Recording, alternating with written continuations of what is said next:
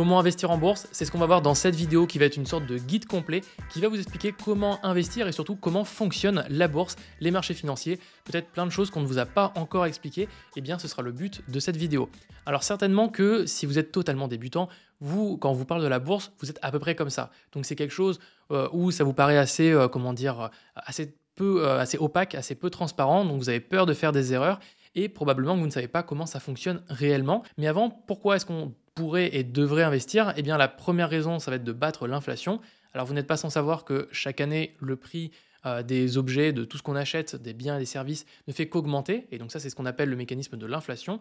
Donc chaque année, par exemple, votre baguette de pain, il y a 10 ans, elle valait peut-être 80 centimes. Eh bien aujourd'hui, peut-être qu'elle vaut 1,20 €. Eh bien, le fait que le prix a augmenté, c'est l'inflation.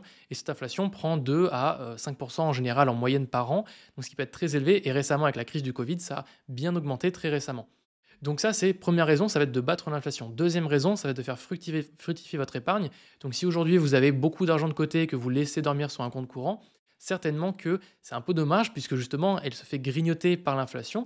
Et donc c'est toujours très intéressant d'avoir de l'argent d'épargne de côté disponible en cas de besoin, mais une partie de cette épargne peut être pour des projets plus long terme, donc pour l'achat d'une résidence principale, pour votre retraite, pour je sais pas moi, les études de vos enfants, etc. Et donc là, du coup, les objectifs à atteindre sont dans plus longtemps. Et là, vous pourriez avoir envie de placer cet argent pour le faire travailler. Et donc, on va imaginer que si aujourd'hui, vous placez votre argent sur un livret A, par exemple, avec un taux, aujourd'hui, on prend un exemple, s'il est à 0,75%, ça ne va quasiment rien vous rapporter. S'il est à 4%, ça va vous rapporter plus au bout de 20-30 ans. Et s'il est à 7,5%, on peut voir l'effet exponentiel. C'est ce qu'on appelle les intérêts composés. Donc ça veut dire que si vous prenez 10% aujourd'hui sur votre placement, l'année prochaine, ça va prendre 10% des 10% d'avant, puis 10% des 10% d'avant. Et donc ça fait que ça fait un effet boule de neige au fur et à mesure du temps. Donc ça, c'est vraiment pourquoi investir. Donc ça, probablement que vous le savez déjà. Moi, le but de cette vidéo, ça va être de vous expliquer surtout le fonctionnement de la bourse et de comment acheter sa première action en seulement moins de 10 minutes. On va voir aussi quels sont les produits disponibles dans la bourse. On va parler des différentes stratégies d'investissement avec celles que moi je pratique personnellement. On va parler aussi de la fiscalité et enfin de quelques petites questions pour terminer. Mais avant, cette vidéo, elle est chapitrée, donc vous pourrez suivre et naviguer au fur et à mesure de la vidéo avec les chapitres en dessous. Vous aurez les sources et de tous les liens, etc. en description. Vous pouvez aimer cette vidéo, la partager si vous souhaitez et poser des questions en commentaire. Allez, on démarre avec le premier chapitre, la découverte de la bourse, donc comment ça fonctionne. On part du principe que c'est quoi une action? Donc une action, c'est quoi? C'est une part d'entreprise. Donc c'est une entreprise qui va dire, voilà, moi j'ai besoin de me développer, j'ai besoin d'argent. Cette entreprise, elle a deux solutions. Soit elle va venir emprunter de l'argent, donc elle va faire un prêt à une banque, ou alors elle va émettre des obligations. Ça, on va en reparler dans la partie obligations sur les différents produits qu'il y a en bourse. Bref, elle a besoin d'argent. Donc, elle peut soit emprunter de l'argent. Le problème, c'est qu'elle va devoir rembourser cet argent et en plus payer des intérêts. Mais elle peut aussi émettre des actions. Donc, ça veut dire qu'elle va prendre les parts, enfin la valeur de son entreprise et elle va les vendre à des gens pour que ces gens-là puissent avoir des parts de l'entreprise. L'avantage de faire ça, c'est que quand une entreprise va vendre ses actions, eh bien l'argent qui va être récupéré va directement arriver dans l'argent, enfin dans la caisse de l'entreprise. Donc elle va pouvoir acheter des choses, etc. Et l'avantage, c'est qu'elle va donc obtenir cet argent sans du coup faire d'emprunt, et donc elle n'a pas besoin finalement de les rembourser plus tard. Si elle le souhaite, elle peut tout à fait garder l'argent, continuer de se développer en ayant des actionnaires qui sont là, et c'est le cas pour la plupart des entreprises qui sont en bourse. Et également, le fait de vendre ses actions, c'est un moyen aussi de faire sortir ses premiers actionnaires. Ce qu'il faut bien comprendre, c'est que dans ce mécanisme-là que je viens de vous décrire à l'instant, c'est ce qu'on appelle le marché primaire. Le marché primaire, c'est quand une entreprise va émettre des actions, va les vendre à des investisseurs, et ces investisseurs vont du coup vont emmener cet argent dans les caisses de l'entreprise. Et donc là, ça va vraiment servir à l'entreprise puisque l'argent est investi dans la société va pouvoir acheter du matériel, recruter de nouvelles personnes, va pouvoir faire ce qu'elle veut. Et une fois que c'est fait, une fois que les premiers actionnaires ont acheté ces actions, eh bien, ces actionnaires, entre eux, ils peuvent ensuite revendre ces actions à d'autres investisseurs, et c'est ce qu'on appelle le marché secondaire. Et finalement, quand on investit en bourse, eh bien, c'est dans 95% des cas, enfin, en tout cas pour nous en tant que particuliers, on va parler de marché secondaire puisqu'on va acheter des actions auprès d'autres investisseurs. Et là, il s'agit simplement d'acheter et vendre des actions auprès d'autres investisseurs. Et ça n'a pas de lien direct avec l'entreprise. Donc c'est un petit peu, si on pouvait donner une comparaison, le marché primaire, c'est comme si vous achetez des actions qui sont neuves, et le marché secondaire, des actions qui sont d'occasion. Donc ce qu'il faut bien comprendre, c'est que pour un particulier comme vous et moi, eh bien la bourse, c'est le marché secondaire. Donc ça veut dire que les investisseurs, donc vous et moi, quand on va acheter une action Apple, qu'on va acheter une action Amazon, qu'on va acheter n'importe quelle action, eh bien on va l'acheter en face, eh bien, ce sera un autre investisseur, ce sera un autre actionnaire. Ce ne sera pas directement l'action parce qu'on est sur le marché secondaire, on achète les actions à d'autres investisseurs. Et alors là, vous allez me dire, ok, mais comment est-ce qu'on gagne de l'argent concrètement en bourse? On a deux moyens principaux, en tout cas pour nous, investisseurs particuliers. Le premier, c'est d'acheter bas et de revendre plus cher. On achète une action à 100 euros, on la revend 120 euros, donc on a gagné 20 euros. C'est très simple. Donc ça veut dire typiquement, si on doit imaginer un graphique, eh bien on va acheter l'action quand elle est plus basse et on va espérer que le cours de l'action monte et donc on revend à un moment un peu plus haut. Et deuxième option, ça va être de recevoir des dividendes. Donc là, vous allez acheter une action qui va verser des dividendes à ses actionnaires. Et donc, par exemple, vous achetez une action 100 euros et probablement qu'elle verse autour de 2 euros par action par an. Et bien là, vous allez toucher 2 euros par an de dividendes. Je vous donne un exemple. Moi, j'avais acheté des actions Total. Et donc là, j'en ai acheté pour une trentaine d'actions. Et bien, ce qui s'est passé, c'est que tous les ans, eh bien, je reçois ce qu'on appelle des coupons. Alors, les coupons, c'est un synonyme de dividendes. Donc là, j'ai reçu des dividendes pour 20 euros. Donc là, le 3 octobre 2022. Voilà un petit exemple de dividendes qu'on pourrait recevoir. Il existe d'autres manières de gagner de l'argent. Vous pourrez utiliser ce qu'on appelle de l'effet de levier ou alors investir dans d'autres types de produits en bourse. Mais ce sera des choses un peu plus avancées et surtout qui vont peut-être comment dire, nécessiter plus de capital. En tout cas, ce sera peut-être plus risqué pour vous. Donc, ce n'est pas forcément les choses qu'on vous recommande. Si vous voulez investir, si vous voulez commencer à investir en bourse, le plus simple, c'est d'acheter bas, revendre haut ou d'acheter des actions à dividendes. C'est beaucoup plus facile de commencer par là. Maintenant, si on explique un peu plus concrètement comment ça fonctionne le marché secondaire quand vous voulez acheter des actions. Donc, admettons, moi j'ai mes actions Udemy ou alors je veux acheter mes actions Apple ou je veux acheter mes actions Amazon par exemple. Comment est-ce que je fais? Eh bien, vous allez avoir l'investisseur qui va passer par le biais d'un courtier ou une banque qui, elle, va donner un ordre d'achat sur une place de marché et qui va du coup pouvoir acheter les actions de l'entreprise. Cette place de marché, eh bien, il y en a différentes dans le monde. On a notamment à Paris ce qu'on appelle Euronext. Aux États-Unis, on a la New York Stock Exchange, donc, qui s'appelle la NYSE. D'ailleurs, petit fun fact, quand j'étais parti à New York, je suis passé devant la New York Stock Exchange, qui est justement l'une des bourses les plus connues des États-Unis. Ensuite, vous avez aussi le Nasdaq, vous en avez plusieurs partout dans le monde. Vous en avez une à Toronto, d'autres à d'autres endroits, d'autres en Allemagne, etc. Bref, vous avez plein de bourses partout dans le monde. Et ce qu'il faut savoir, c'est que chaque bourse va avoir sa devise. Donc, vous allez avoir une bourse, par exemple, aux États-Unis, New York Stock Exchange, ça va être en dollars. Euronext, ça va être en euros. En Allemagne, ça va être aussi en euros. Mais si vous allez, je sais pas, au Japon, ça ne sera pas la même devise, etc. Donc bref, quand vous allez investir donc par le biais d'un courtier, vous allez investir par le biais d'une enveloppe. Cette enveloppe va être soit par exemple un compte titre, un PEA, une assurance vie ou des choses comme ça. Et bien là, si je prends l'exemple où l'investisseur c'est moi et que je passe par Trade Republic par exemple, et bien là ce sera un compte titre que j'aurai ouvert, donc un CTO, un compte titre ordinaire. La place de marché, ça va être à la LS Exchange, c'est une bourse qui va être en Allemagne. Et enfin, l'entreprise que je vais vouloir acheter, par exemple, ce sera Amazon. Ça, c'est un exemple. Je peux prendre un deuxième exemple. Là, j'investis toujours, cette fois-ci, par exemple, avec un autre courtier, mais avec la même enveloppe fiscale, qui va être un compte titre ordinaire. Mais là, cette fois-ci, je vais passer par le Nasdaq pour acheter l'action Apple. Alors, la différence entre les deux, c'est que là, comme j'achète sur la place de marché LS Exchange et que j'achète Amazon, cette place de marché, elle est allemande, et donc cette entreprise Amazon va être cotée en euros. Donc là, ici, je vais avoir des euros dans mon compte titre, et je vais acheter Amazon coté en euros. Par contre, le Nasdaq, les entreprises, elles sont cotées en dollars. Donc là, je vais devoir avoir des dollars pour acheter mon action Apple qui sera cotée en dollars. Ça veut dire que, quand je dis cotée d'ailleurs, ça veut dire que cette action, elle peut être échangée que contre des dollars. Et enfin, troisième exemple, là je passe donc non plus par Trade Public ni Interactive Broker, mais par Bourse Direct par exemple, par le biais d'une enveloppe fiscale qui va être un plan d'épargne en action, qui va avoir un avantage fiscal, et là je vais passer par la place de marché Euronext pour acheter par exemple l'action FDJ. Bon, ça c'est un exemple. Si je reprends l'exemple de Trade Republic, c'est super simple pour acheter une action. Vous allez sur l'interface, vous recherchez une action, par exemple Amazon, vous mettez le montant que vous voulez acheter, et là vous allez pouvoir faire ce qu'on appelle un passage d'ordre. Cet ordre, moi actuellement, je l'ai fait au marché. Alors qu'est-ce que ça veut dire? Ça veut dire que quand vous décidez d'acheter une action, eh bien, elle n'est pas automatiquement achetée. C'est-à-dire que c'est pas je vais au magasin, j'achète l'action. Non, en fait, vous allez demander au marché, vous allez envoyer un ordre en disant coucou, moi je voudrais acheter mon action pour. Je voudrais acheter par exemple 200 euros d'action, ou je voudrais acheter une action par exemple. Et donc quand vous allez faire ça, L'ordre va être envoyé à la place boursière et la place boursière va essayer de chercher des vendeurs qui vont bien vouloir bien vendre l'action au prix que vous avez demandé. Donc ça, c'est ce qu'on appelle placer un ordre. Quand la bourse, par exemple, elle est fermée, ce qui est possible, eh bien, cet ordre va être en attente, ou en tout cas, vous ne pourrez pas placer d'ordre. À ce moment-là, il faudra attendre que la bourse s'ouvre pour que vous puissiez placer votre ordre. Et alors, il est également possible que si, par exemple, vous décidez de placer un ordre ce qu'on appelle qui n'est pas au marché, ça veut dire que vous dites, par exemple, au lieu de dire, moi aujourd'hui, je vais acheter l'action Amazon au prix où elle cote, voilà, ça c'est ce qu'on appelle placer un ordre au marché. Bah, si vous voulez pas faire ça et que vous voulez dire, ok, moi j'achète l'action Apple, enfin l'action Amazon par exemple, que si son prix est maximum de 100 euros par exemple. Et ben dans ce cas-là, vous allez placer un ordre, et si le prix de l'action il est supérieur à ça, oui, il est supérieur à ça, eh bien il faudra attendre que l'action Apple descende pour que votre ordre soit exécuté. Évidemment, si vous l'achetez l'action Apple à 100 euros mais elle vaut 150, vous n'allez pas pouvoir l'acheter. Voilà, j'espère que vous avez compris cette histoire de passage d'ordre.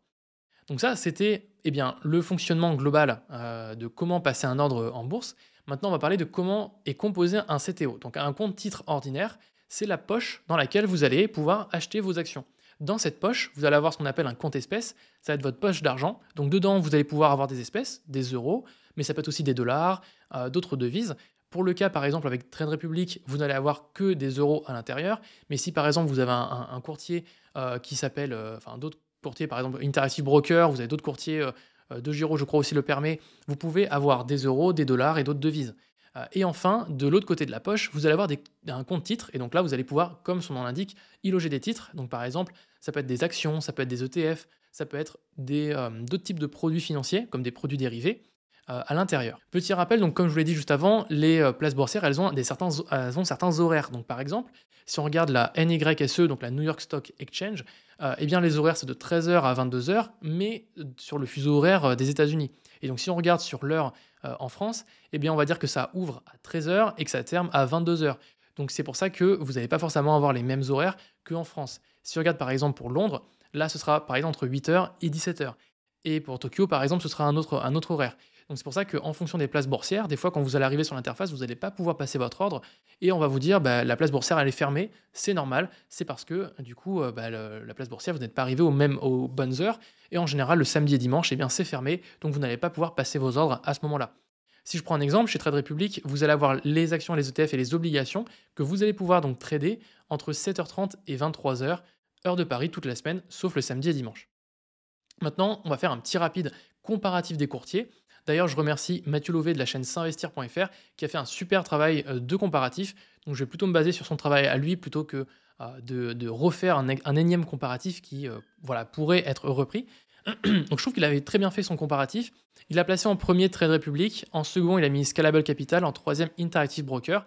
Alors, moi, je ne suis pas trop d'accord avec ce classement. J'aurais plutôt mis Interactive Broker en deuxième position, juste après Trade Republic. Pourquoi? Parce que donc Trade Republic, l'avantage, c'est que vous allez pouvoir donc déposer de l'argent gratuitement si vous faites des virements bancaires, donc ça, c'est pas de souci. Vous allez aussi pouvoir déposer de l'argent par carte bancaire, mais sachez que vous allez avoir un frais de 0,7% par dépôt si vous déposez de l'argent par carte bancaire. Moi, je vous conseille plutôt de déposer par virement bancaire. Ça vous coûte rien, vous pouvez l'automatiser avec votre banque, donc c'est nickel. Vous allez avoir sur les frais d'ordre, donc l'avantage, c'est qu'à Trade Republic, les tarifs sont très très simples.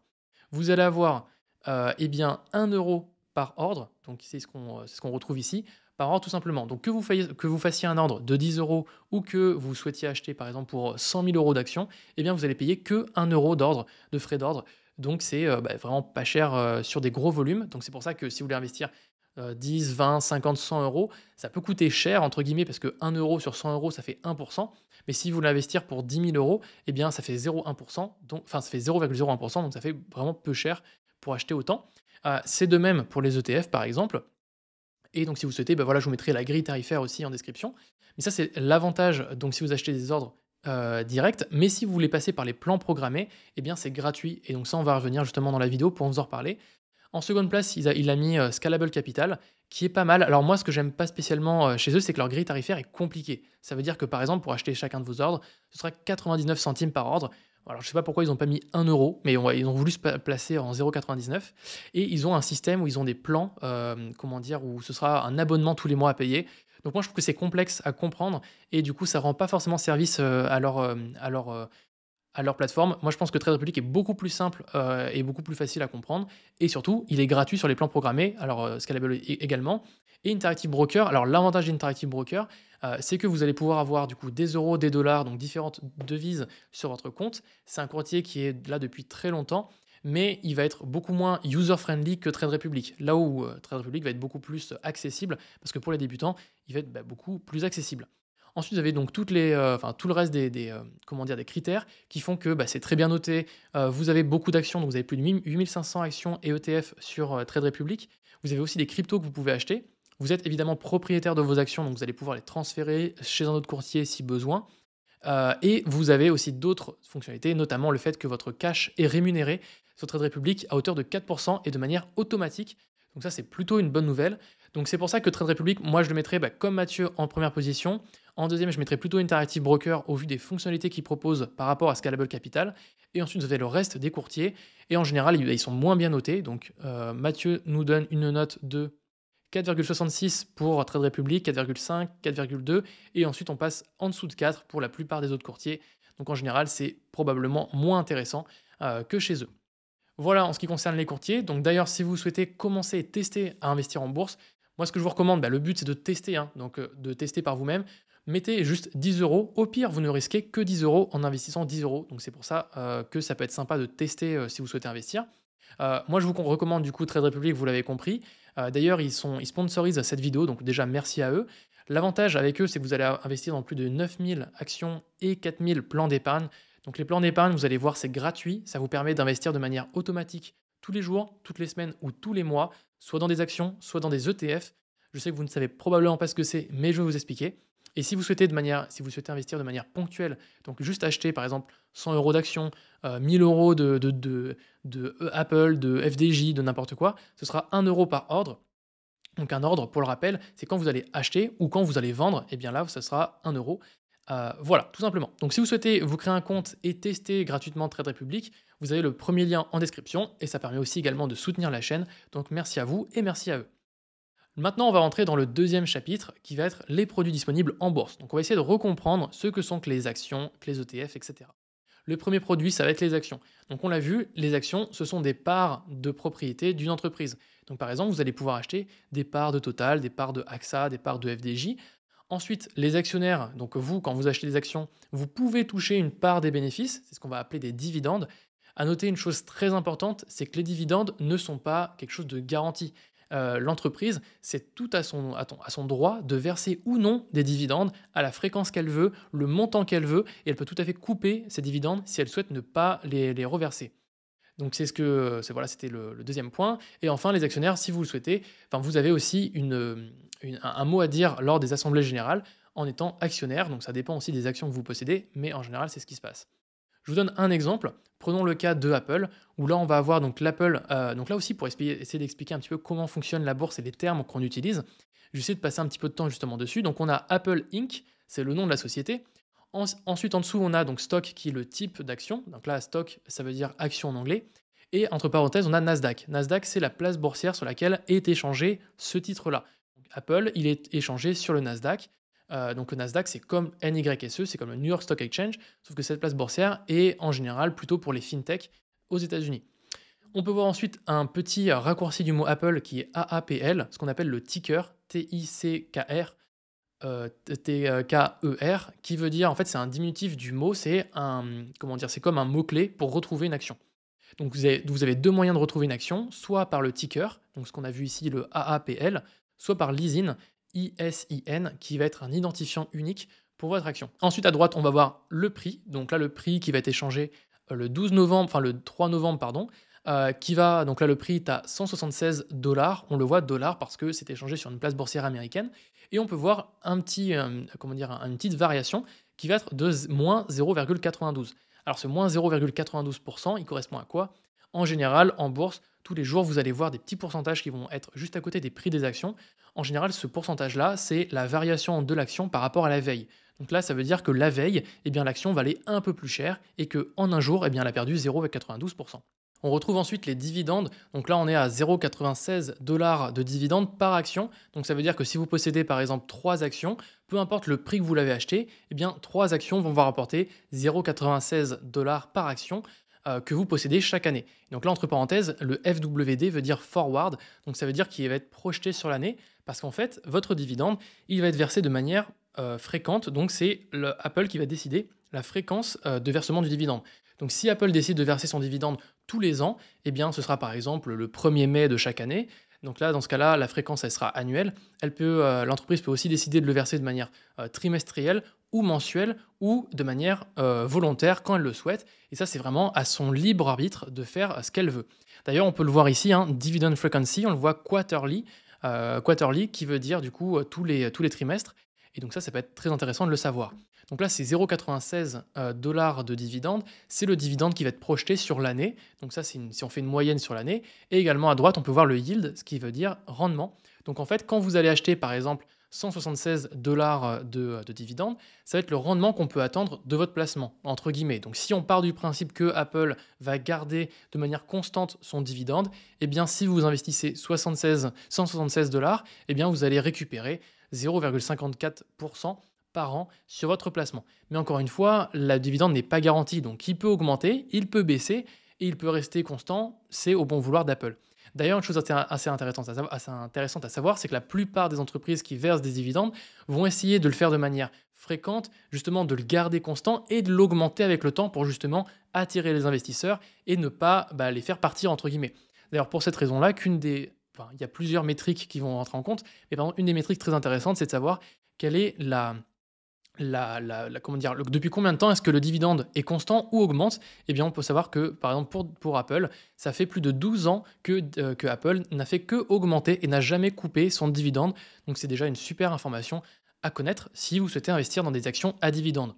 Une chose aussi très intéressante à voir, c'est qu'on peut voir que le yield, donc le rendement, qui va être calculé à l'instant T, puisque un rendement, c'est quoi? C'est le dividende sur le cours de l'action. Donc si votre dividende, chaque année, il augmente, eh bien, et que votre prix de l'action, par exemple, reste fixe, eh bien, ça veut dire que votre rendement va augmenter au fur et à mesure.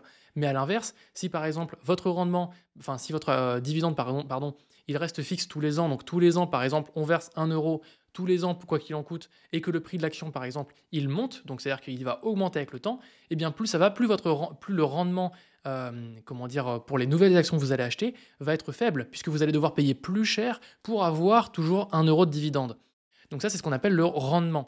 Après, vous avez ce qu'on appelle le rendement sur coût, qui va être le fait de, quand vous ayez acheté par exemple votre action à 100 euros et qu'elle vous verse 1 euro, là vous avez un rendement sur coût de 1%, puisque là vous avez acheté 100, on vous redonne 1, donc vous avez un rendement sur coût de 1%. Par contre, si l'action par exemple elle passe à 200%, eh bien là vous allez avoir un rendement qui va être à 0,5%, puisque ça c'est le rendement à l'instant T, mais par contre votre rendement sur coût, qui lui va toujours rester le même, puisque votre coût il a toujours été de 100 euros parce que vous avez acheté 100 euros d'actions. J'espère que cette partie sur les rendements était un peu expliquée et claire. D'ailleurs, ce qu'on peut voir, c'est que sur la partie de Apple, on peut voir que son prix a tellement augmenté avec le temps. Donc c'est la courbe bleue, c'est le prix ajusté avec le temps. Et donc là, on peut voir que son prix a vraiment augmenté. Il a tellement augmenté que malgré l'augmentation de ses dividendes, eh bien son rendement en noir a baissé. Donc ça veut dire que si par exemple vous aviez acheté une action Apple, on va dire en 2015, donc là vous aviez un rendement à peu près ici, eh bien si aujourd'hui vous achetez une action tout de suite, eh bien vous aurez un rendement sur dividende qui va être moins important. Voilà, j'espère que cette petite explication sur le dividende n'aura pas été en vain et que vous aurez compris un peu plus de choses. Et maintenant, un autre type de produit qui sont les fonds d'investissement. Alors, je vais plutôt parler des ETF quand je vais parler de fonds d'investissement. ETF qui veut dire Exchange Traded Fund, donc des fonds tradés sur les marchés financiers. Alors, qu'est-ce que c'est qu'un ETF? C'est simplement un panier d'actions qui va être géré par une société de gestion, comme par exemple Amundi, BlackRock, etc. Alors comment ça fonctionne? C'est très simple, vous allez avoir une société de gestion, par exemple Amundi, qui va créer un ETF qui va s'appeler par exemple ETF CAC 40, et donc c'est un ETF qui va répliquer l'indice boursier qui va suivre, donc le CAC 40, qui sont les 40 plus grandes entreprises, les 40 plus grandes capitalisations boursières de France. Eh bien c'est très simple, elle va par exemple donc créer cet ETF-là, elle va le mettre à disposition des investisseurs. Et donc, par exemple, moi, je vais acheter 100 euros d'actions, enfin 100 euros d'ETF Amundi CAC 40. Eh bien, avec ces 100 euros, Amundi, ce qu'elle va faire, cette société d'investissement, elle va investir dans un petit peu de Total, un petit peu de AXA, un petit peu de FDJ, un petit peu d'Air Liquide avec mes 100 euros. Et donc, grâce à ça, mes 100 euros, ils me permettent d'être totalement diversifié dans plusieurs actions en ayant acheté qu'un seul élément, en ayant acheté qu'un seul ETF. Et donc, pour ça, Amundi va récupérer ce qu'on appelle des frais de gestion qui vont être de l'ordre de 0, quelques pourcents par exemple. Et donc, ça, c'est ce qu'on appelle de la gestion passive. L'ETF va répliquer donc un indice, par exemple le CAC 40, le SP500 et d'autres types d'indices boursiers. Il y a d'autres sociétés d'investissement comme BlackRock, Amundi, enfin, d'autres types de sociétés de gestion, je voulais dire, comme Amundi, BlackRock, etc. Ces ETF, ils peuvent contenir donc des actions, des obligations, mais aussi d'autres types de produits financiers. Attention toutefois, certains fonds d'investissement ou certains ETF peuvent être soit actifs, soit passifs. Alors comment est-ce qu'on fait pour bien comprendre la différence entre les deux? En général, ce n'est pas dit explicitement. Ce qu'il faut simplement voir, c'est au niveau des frais. Quand vous allez regarder les frais de gestion de votre ETF, quand vous allez voir des frais de l'ordre de 1,5, 2, 3% par an, ça veut dire que si vous investissez par exemple 1000 euros dans l'ETF qui va avoir par exemple 3% de frais de gestion, eh bien vous allez avoir 3% de vos 1000 euros qui vont être prélevés tous les ans de votre performance. Donc ça peut faire très très mal, enfin pardon, pas de votre performance, du coup de ce que vous avez investi. Donc si par exemple vous avez investi dans un fonds qui n'a pas pris de valeur en 10 ans, par exemple, donc vous avez investi 1000 euros et ça reste à 1000 euros, eh bien tous les ans, hop, ça va faire 1000 euros moins 3%, plus 1000 euros moins 3%, plus 1000 euros moins 3%. Donc c'est pour ça que les frais sont quand même très importants quand vous allez acheter des ETF. On va voir justement un site qui vous permet de visualiser les frais et vous allez voir aussi où est-ce qu'on peut trouver cette information. Donc faites bien attention entre les fonds actifs et les fonds passifs. À noter aussi, les fonds passifs sont souvent plus performants que les fonds actifs.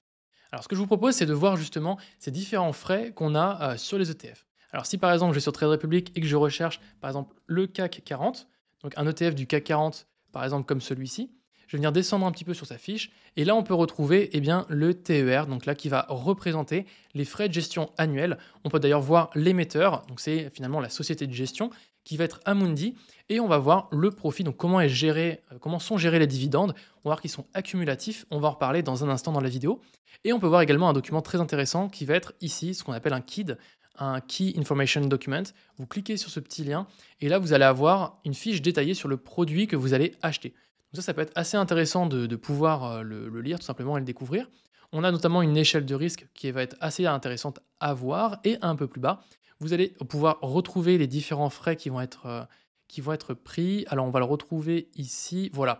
Ici dans la composition des coûts, si par exemple l'ETF vous facture des coûts d'entrée, eh bien vous pouvez le voir. Si vous facture des coûts de sortie, eh bien vous pouvez le voir. Donc ce n'est pas le cas pour cet ETF là.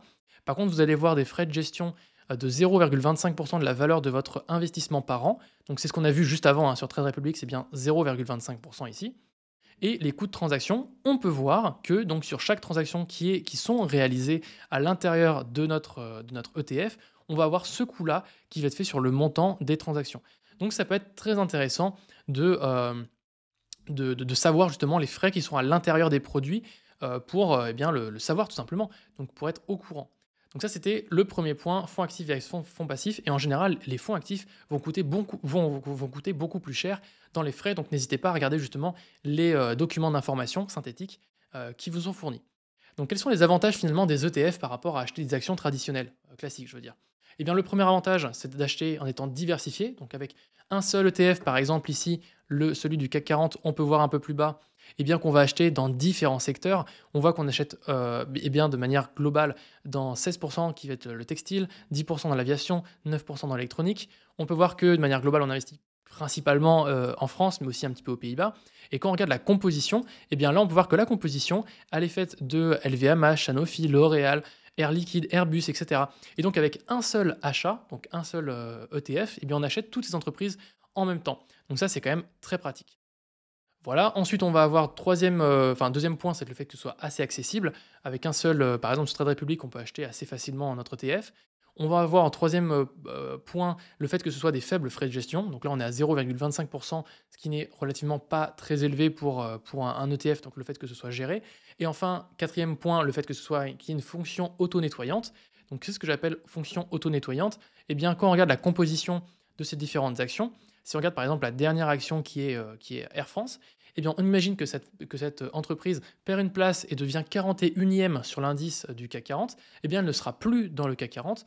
Eh bien, automatiquement, donc là, Amundi va automatiquement vendre cette action et va acheter les actions de l'entreprise qui vient la remplacer à la 40e place.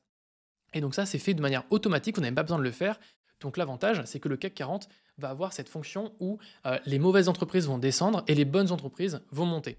Donc c'est ça, cette fonction un peu auto-nettoyante. Et enfin, cinquième point, la plupart des ETF sont optimisés fiscalement. Donc notamment quand on reçoit des dividendes, quand l'entreprise reçoit des dividendes, souvent la plupart des ETF sont basés en Irlande, ou en tout cas en Irlande ou dans d'autres pays, qui font qu'ils ont un moins gros frottement fiscal. Alors que si par exemple vous achetez des actions, par exemple vous achetez directement des actions Air Liquide, quand vous allez recevoir vos dividendes d'actions Air Liquide, eh bien vous allez payer votre fiscalité en France sur vos dividendes et vous n'allez pas forcément pouvoir avoir cet effet accumulant aussi intéressant que si c'était sur un ETF accumulant.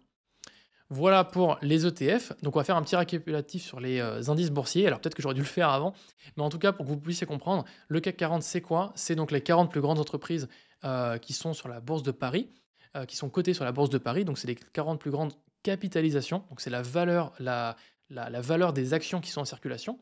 Ensuite, vous avez le SP500 qui sont les 500 plus grandes. Le Nasdaq, c'est les 100 plus grandes de la place boursière du Nasdaq. Et le Dow Jones IA, c'est les 30 plus grandes capitalisations américaines.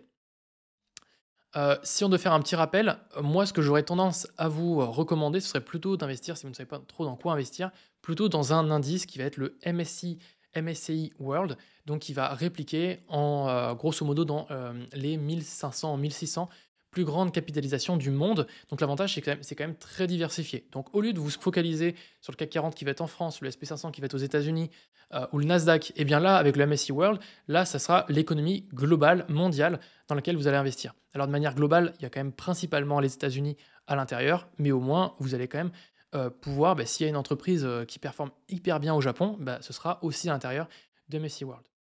On peut voir d'ailleurs notamment la composition du MSCI World qui est la suivante. Donc les États-Unis représentent 70%, ce qui est quand même assez énorme, 6% le Japon, 4% le Royaume-Uni, donc c'est quand même une très grosse dominante des États-Unis, notamment avec les plus grosses positions. On a 5% qui vont être représentés par Apple, 4% par Microsoft.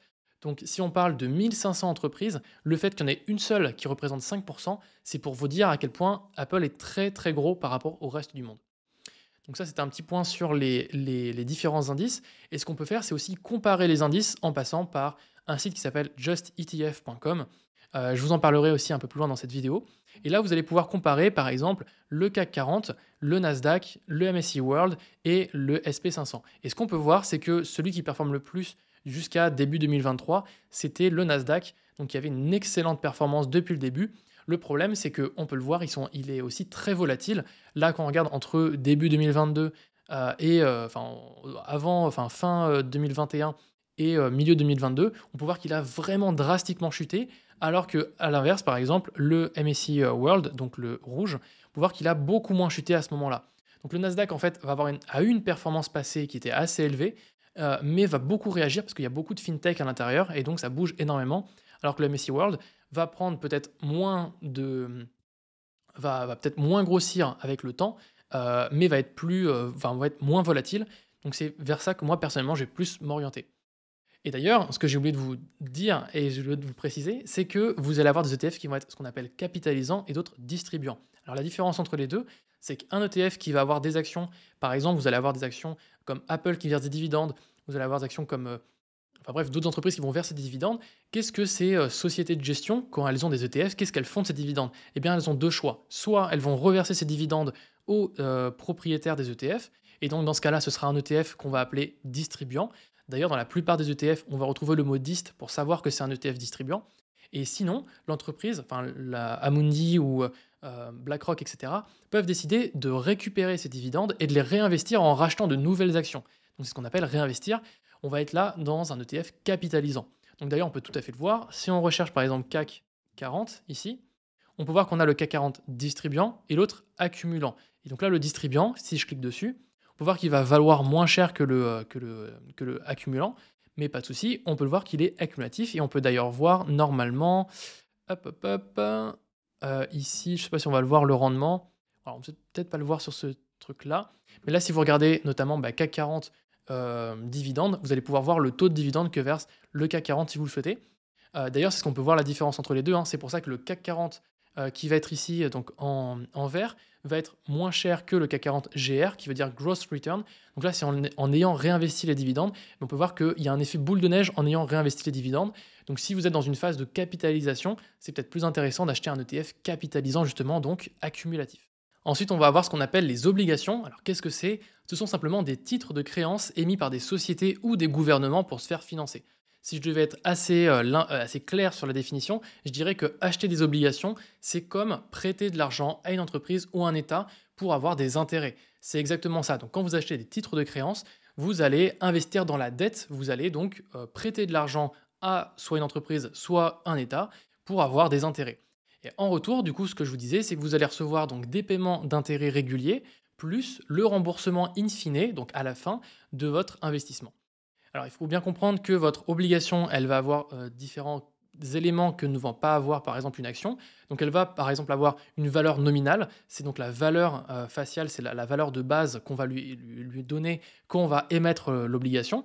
Elle va avoir une dette d'émission. Donc, par exemple, une obligation, à l'instant T, eh bien, on va dire que, par exemple, moi, ma société, j'ai envie de me développer, j'ai besoin d'argent, donc je vais émettre des obligations et je vais dire que je vais émettre, par exemple, 100 obligations, donc aujourd'hui, donc ça sera la date d'émission, à une valeur de 10 euros par exemple, que ma date d'échéance, ce sera par exemple dans 5 ans. Donc là, ce sera dans 5 ans, eh bien, je devrais rembourser tout le monde.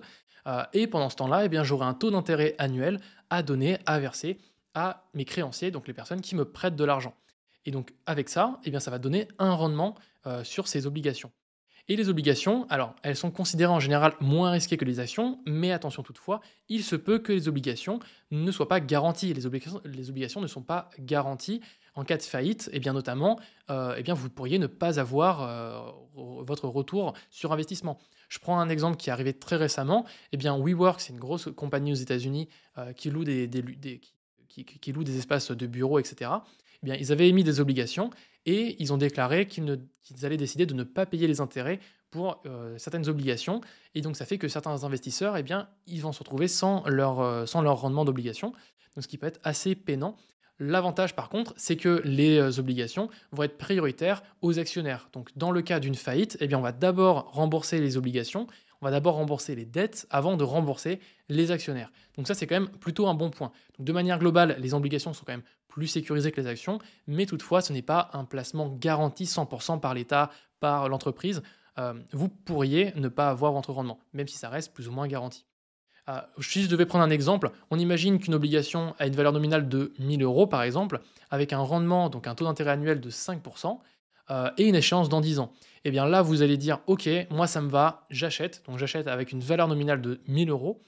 Donc vous avez 5% sur ces 1000 euros pendant 10 ans. Ça fait que vous allez gagner du coup 50 euros par an.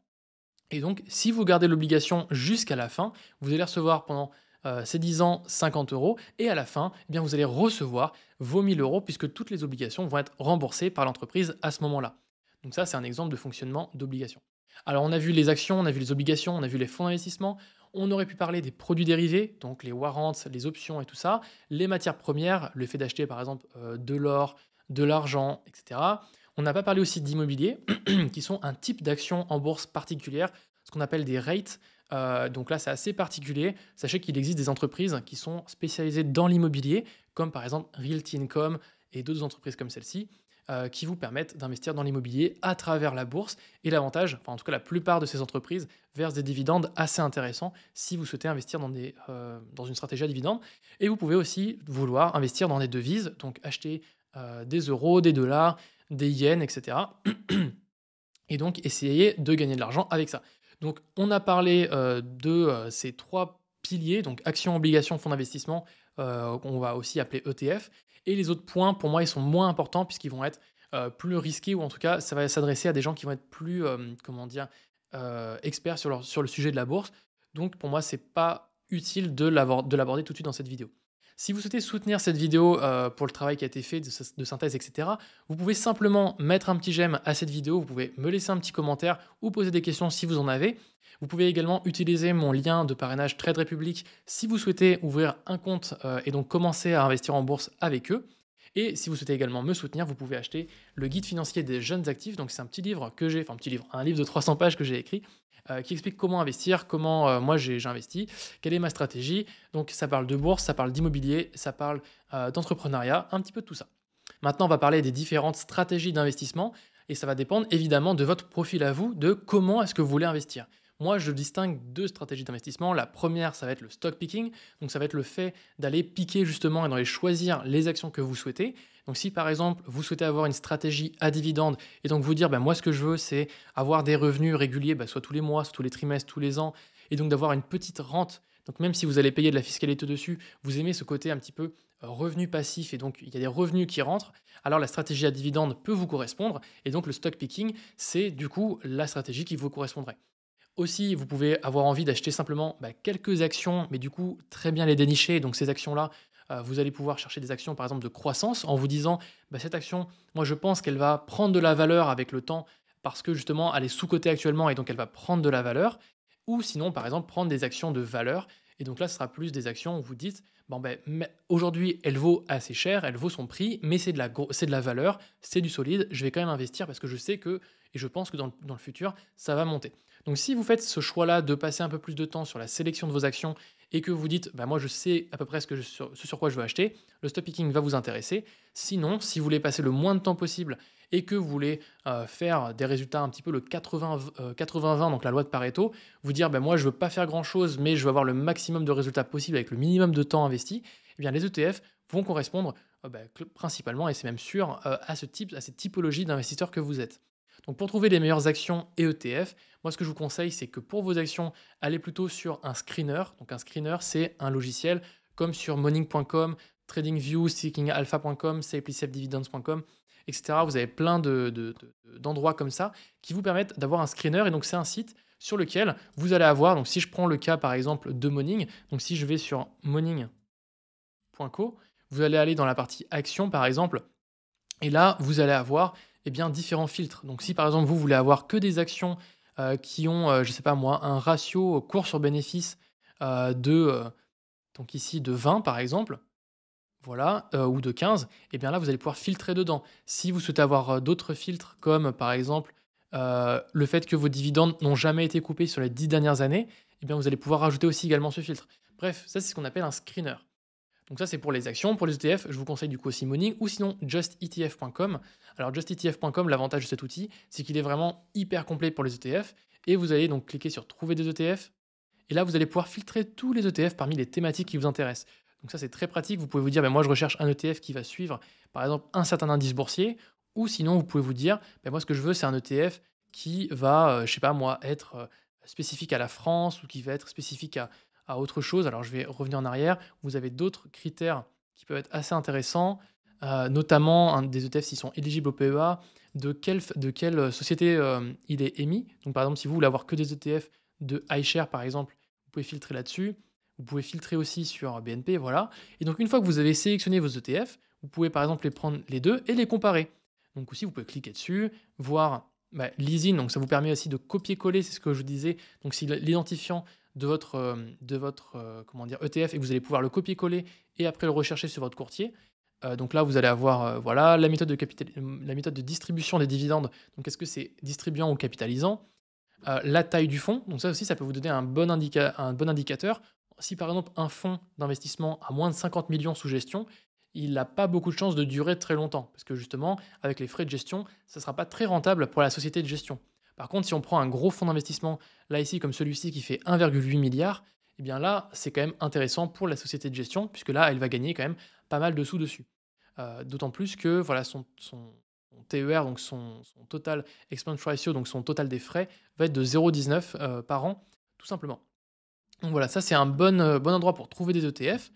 Et également, si vous cherchez des actions ou des ETF, essayez de vérifier s'ils sont éligibles au PEA avant. Comme ça, s'ils sont éligibles au PEA, achetez-le en priorité dans votre PEA, parce que ça vous permet d'avoir une réduction fiscale assez intéressante. J'ai d'ailleurs fait un très gros guide sur le PEA qui sera disponible, que je vous mettrai en description de cette vidéo si ça vous intéresse. Et sinon, eh bien, vous pouvez l'acheter chez votre courtier favori.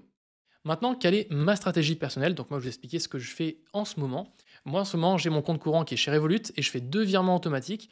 Un qui va chez Trade Republic, où là, je vais acheter 200 € par mois de l'ETF Core MSCI World accumulant. Comme ça me permet d'éviter d'avoir les dividendes qui sont comment dire, fiscalisés.